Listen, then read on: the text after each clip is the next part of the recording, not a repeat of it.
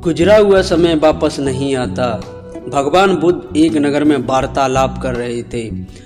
उन्होंने पास हुए लोगों के निकट अपनी सुंदर वाणी से सभी को संबोधित करते हुए बताया कि हर किसी मनुष्य को धरती माँ की तरह सहनशील तथा क्षमाशील होना चाहिए।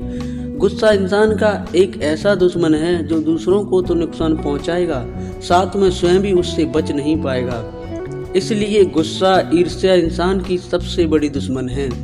जनसभा में उपस्थित सभी लोग शांति से उनकी बातों का ध्यानपूर्वक सुन रहे थे।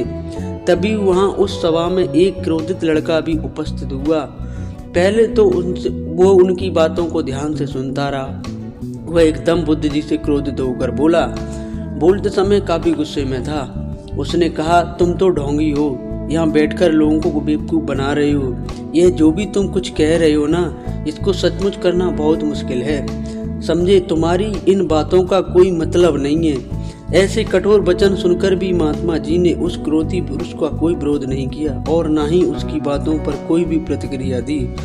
वह शांत रहे और अपना काम करते रहे, जिससे वह पुरुष और भी क्रोधित हो गया। उसको समझ नहीं आया वह क्या करे। अगले दिन जब उस व्यक्ति का क्रोध शांत हुआ और उसे अपनी गलती का पछतावा हुआ, तब वह आत्मग्लानि से जलने लगा और फिर उसने सोचा कि उस महात्मा को मुझे माफ़ी मांगनी चाहिए। वह महात्मा जी की खोज में उसी स्थान पर गया जहां महात्मा जी कल प्रवचन दे रहे थे, लेकिन महात्मा जी वहां कहाँ मिलने वाले थे। वह तो अपने शिष्यों के साथ अन्य किसी नगर की यात्रा पर निकल पड़े।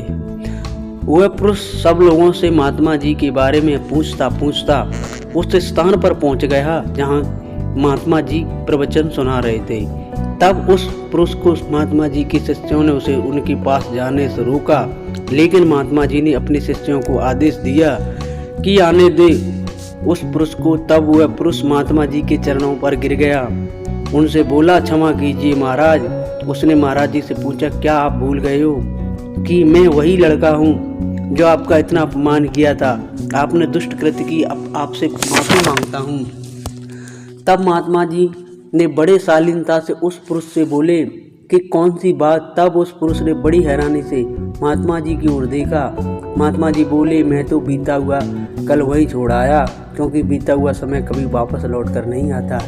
इसलिए बीती हुई बातों की वजह से आज और अपने आने वाली कल को नहीं बिगाड़ना चाहिए। धन्यवाद।